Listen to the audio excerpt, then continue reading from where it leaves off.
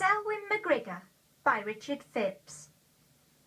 Selwyn McGrigger was sat by the river.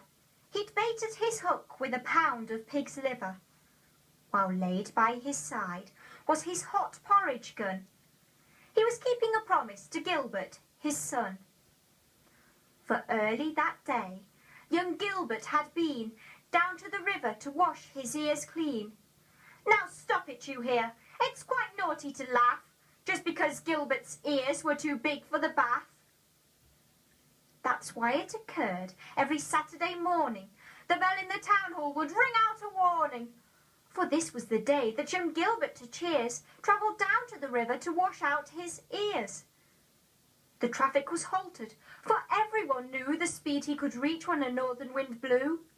With his feet on the crossbar, he passed through the throng as the wind filled his ears and just blew him along. Then once at the river, young Gilbert would float on his back as his ears made him act like a boat, where the lapping of waves slowly rocked him to sleep.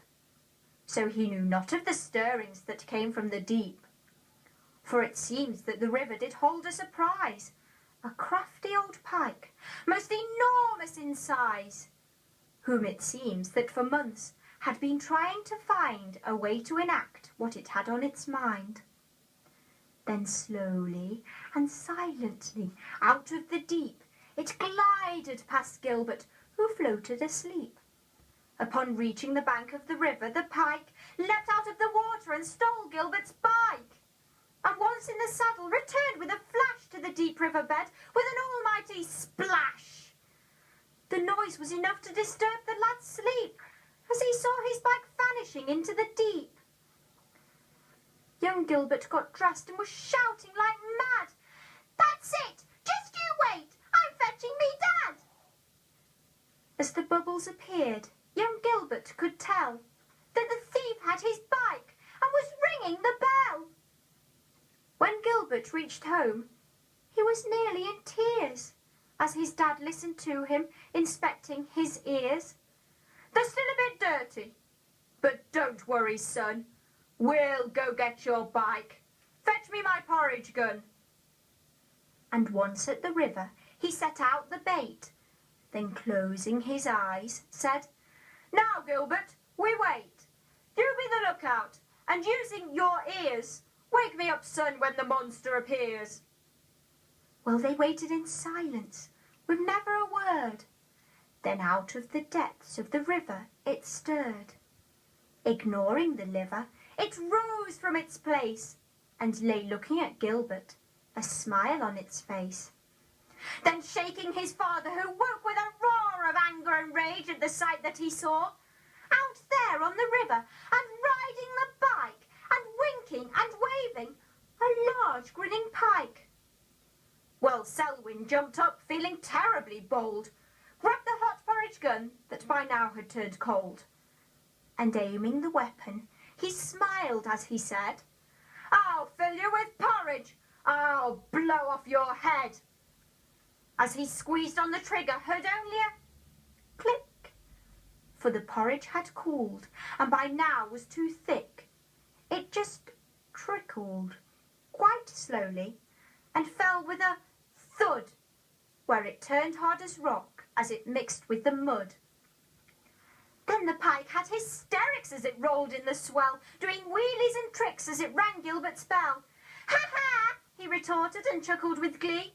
"You can do what you like, you'll never catch me." This made Selwyn angry. He beckoned his son and explained to the lad about what must be done. Then the pair became busy, and after a while had small lumps of porridge all stacked in a pile.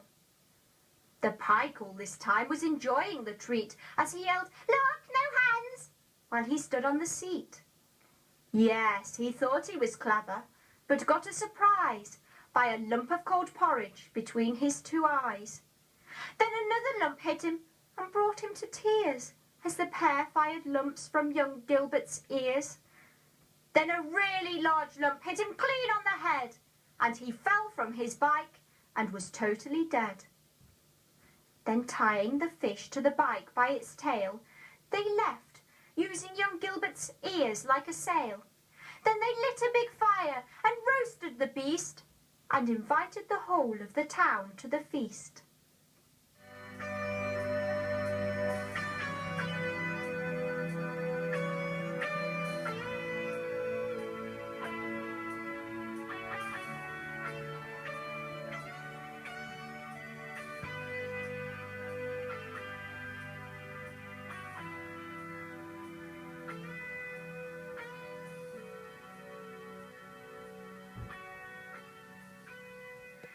Concludes our selection of writings from then and now. I sincerely hope that you have enjoyed it. I would like to finish with a few of my limericks. No. Oh. Limericks indeed. I'm going.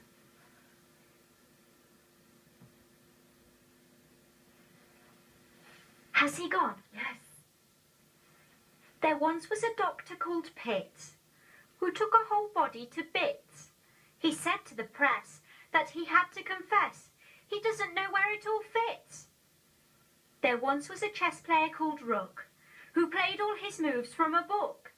One day he was said to have played from his head and all of his pieces got took. There once was a lady from D who was hit on the head by a key. Hayley is coming back.